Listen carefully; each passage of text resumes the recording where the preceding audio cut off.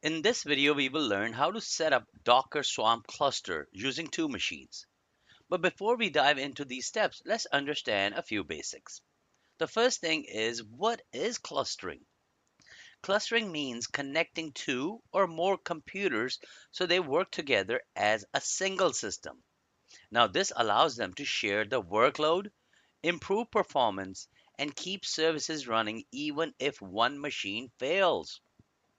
So, why do we need clustering? Great question. Well, it gives us high availability, scalability, and better performance by distributing tasks across multiple machines. All right, then let's talk about Docker Swarm. What is Docker Swarm's role in this?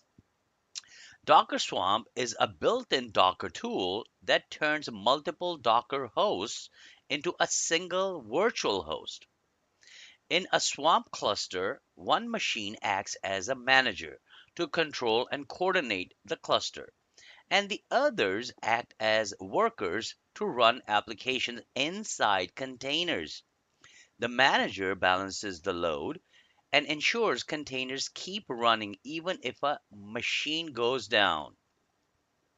With this understanding, let's move on and see how to set up our two machine Docker Swarm cluster step by step. For this, we have two machines, and we want to set up a Docker Swarm cluster with NFS shared storage. Suppose we have a manager machine with the IP address 192.168.100.218 and the host name My First Linux VM. We also have another machine, which we will consider as the worker, with the IP address 192.168.100.219 and the host name My First Linux. Now, our goal is to make the manager control everything while the worker runs containers using a shared folder from the manager. So we started by installing Docker on both machines. We install the required packages, add the Docker repository, and then install Docker. After that, we start and enable the Docker service, so it's always ready to run. Next, we allow NFS communication through the firewall. On both machines, we open the necessary NFS services and reload the firewall settings so they are active. Now we set up Docker Swarm on the manager.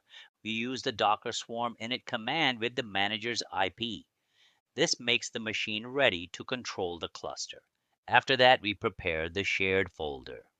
On the manager, we check if NFS is running, then create a folder /srv/nfs/data and give it full access. We set the share rule in /etc exports and apply the settings using export s. To make sure the worker can connect to the shared folder, we go to the worker machine and test the mount. We create a test folder, mount the NFS share from the manager, check the contents, and unmount it again. If this works, the shared folder is ready. Back on the manager, we create a Docker volume named shared storage that uses the NFS folder. This volume will be used inside our container later. Now we define the service in a YML file called dockerstack.yml. We create an NGINX service, expose it on port 8080, and connect it to the shared volume. We also set it to run only on the worker machine. Next, we create an HTML file in the shared folder with the welcome message. This is the content our web server will show. Then we deploy the service using Docker Stack Deploy. We check if it is running using Docker Service PS and make sure everything looks good. We then scale the service to 4 containers using the scale command. Again, we check the status to make sure all 4 replicas are running. Finally, we go to a web browser and open the manager machine using its IP address with port 8080 to see if the web page is working. Then we do the same on the worker machine by entering its IP address with port 8080. If the setup is correct, the same web page will appear from both machines, even though the containers are only running on the worker. This means that Docker Swarm is handling the traffic properly and NFS shared storage is working. So without any further delay, let's move on to the practice. As you can see here, we have two machines open side by side, both logged in as root users using PuTTY sessions. The left side of the screen shows our manager machine. Its host name is My First Linux VM, and its IP address is 192.168.100.218. On the right side, we have the worker machine. Its host name is My First Linux OS, and its IP address is 192.168.100.219. These two machines are connected to the same network, and now they are ready to work together in a Docker Swarm cluster setup using NFS shared storage. Now we are going to install Docker on both of our machines, the manager and the worker. For this, we run a command that installs a few required tools and packages.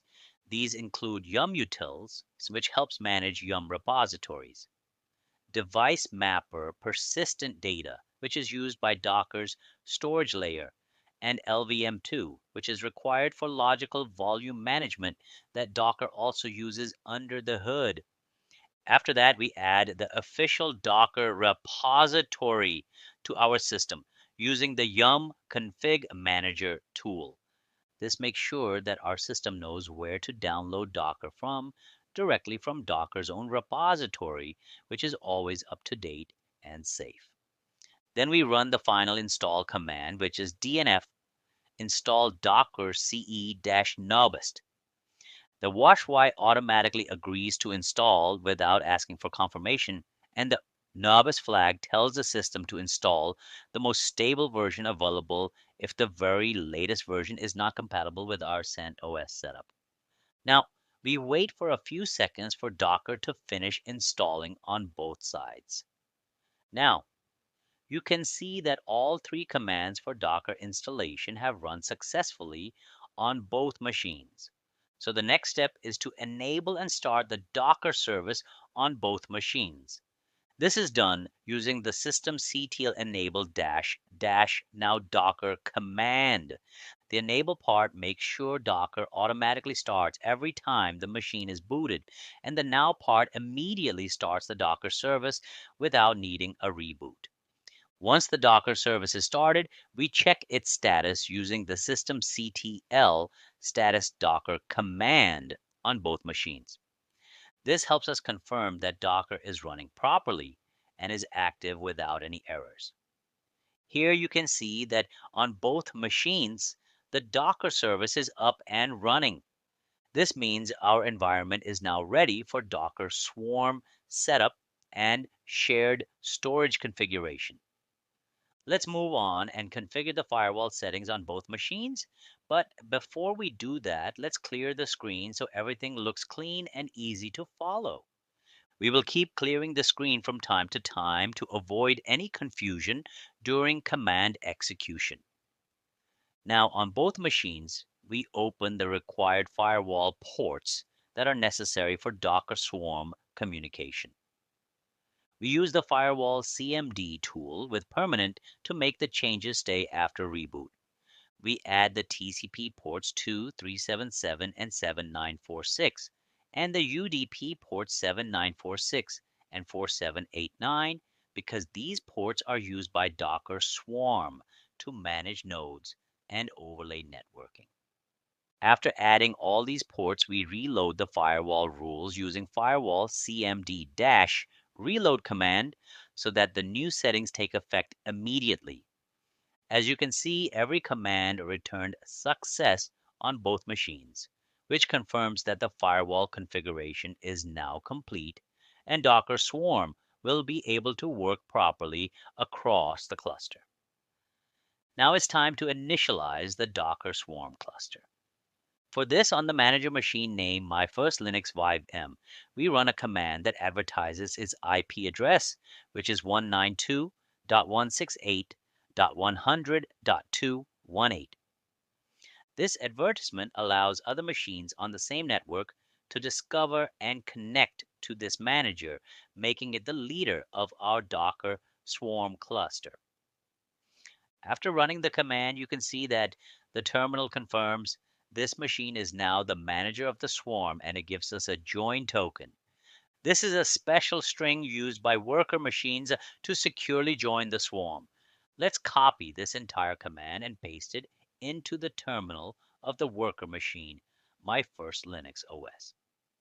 After running the command there, it tells us clearly that this node has joined the swarm as a worker. So now both machines are connected, one as a manager and the other as a worker, and they are ready to work together as part of a Docker Swarm cluster.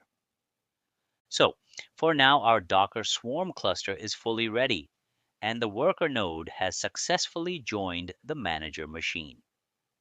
Before moving further, we first check the NFS server because next we will create shared storage that both machines will use.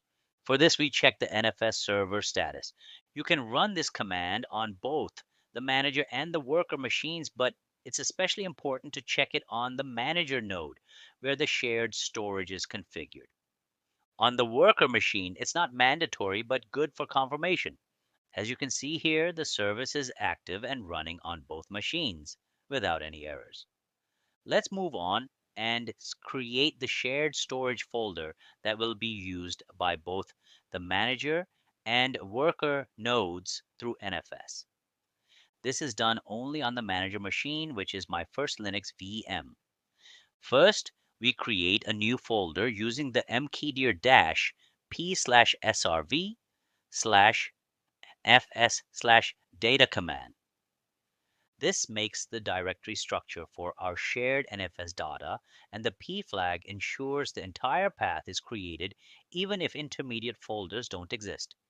Next, we set full read, write, and execute permissions for all users by using the chmod-r77/srv/nfs/data command. The dash R flag applies these permissions recursively to all subfolders and files inside this directory. Then we configure the export settings using a command that echoes specific NFS options and writes them into the slash etc. exports file.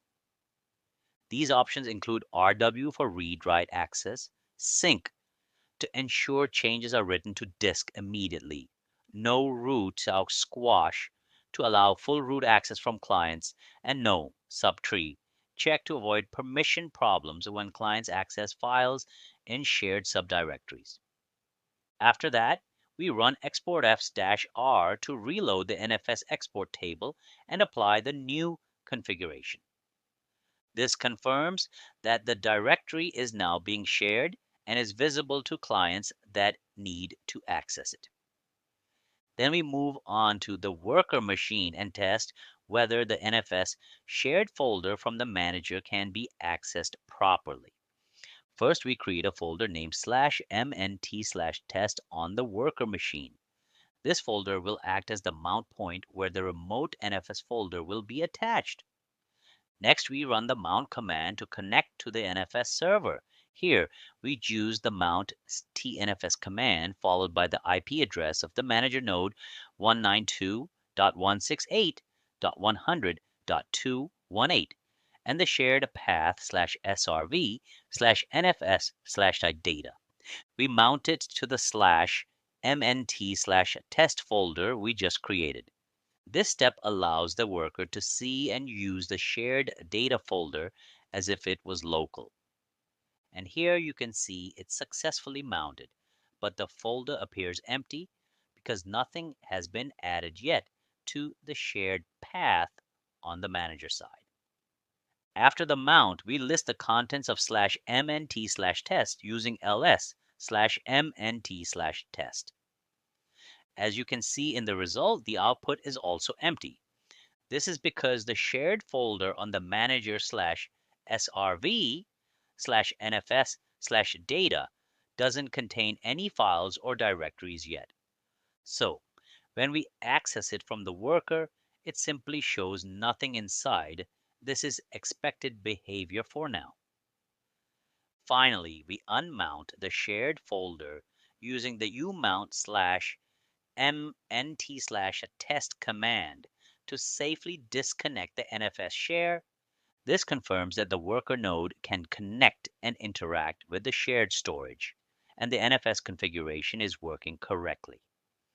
Now that we've verified the NFS shared folder is working correctly, the next step is to create a Docker volume that uses this shared storage. For this, we run the Docker volume create command on the manager machine. This command starts with the driver local option, which tells Docker to use the local volume driver. Then we add optype equals NFS to define that the volume should use NFS protocol.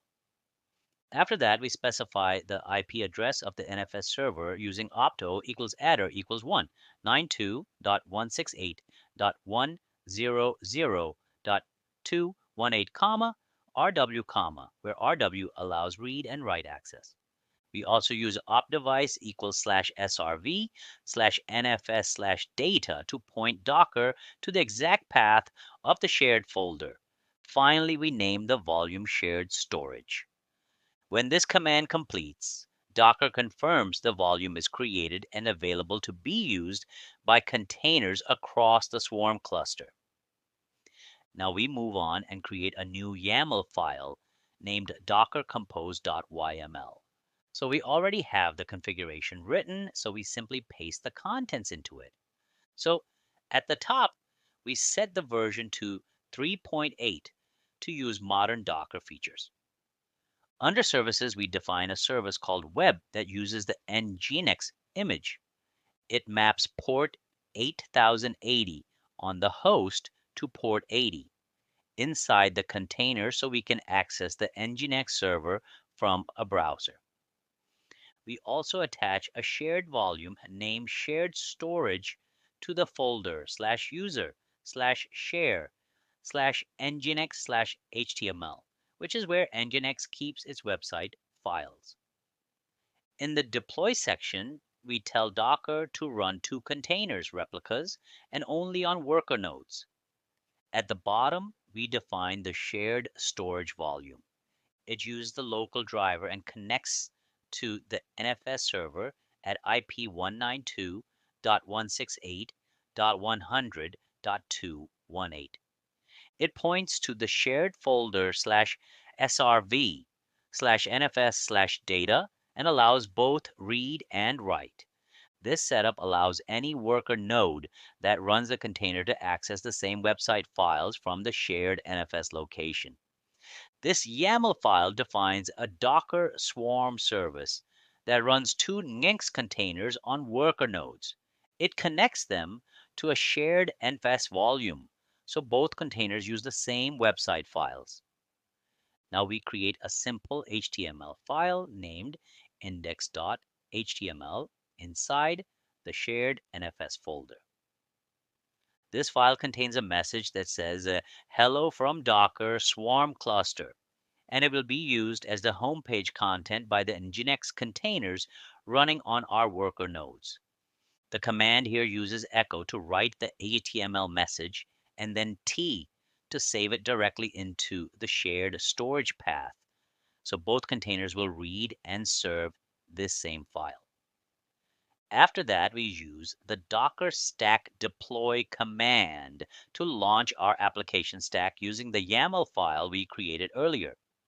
This command creates a new Docker network and starts the NGINX web service with the name MyStackWeb. It confirms that the deployment was successful and the services are now running in the swarm. Now it's time to verify that our services are running properly. For this, we use the Docker service ps command followed by the service name mystack_web. And here you can see the current status of the MyStack web service in our Docker Swarm.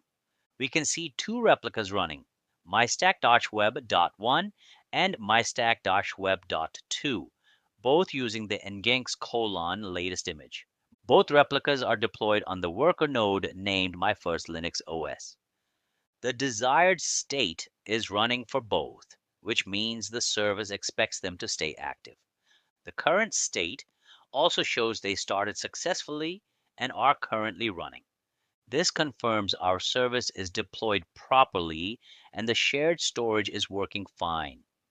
Now let's scale up the Mistack web service because our current setup has only 4 running containers, which might be enough for light traffic. But as more users start accessing our application, these few containers can become overloaded. For this, we use the command that tells Docker Swarm to scale the Mistack web service up to 4 replicas. And here you can see it's working correctly. Each of the 4 tasks is shown as running with a progress bar next to it, confirming that all 4 containers have started successfully and the service has fully converged as expected. Now let's verify again using the service status command. And here you can see that 4 containers named mystack underscore web.1.2, 2, 3.4 are all running on the same node called my first Linux OS. Each container is using the NGINX latest image and shows a running status with timestamps showing when each one started. This confirms that all 4 replicas were successfully launched and are working as expected in our Docker Swarm cluster. Now it's time to run the web page in the browser to confirm that the Docker Swarm service is running and accessible. So first we open it using the manager machine's IP address. And here you can see the output clearly says hello from Docker Swarm cluster, which confirms our service is live. Next, we open a new browser tab and run the same web page using the worker machine's IP address. Again, the same output appears. This confirms that our web application is successfully shared between both machines, and the Docker Swarm cluster with NFS shared storage is working correctly across manager and worker nodes.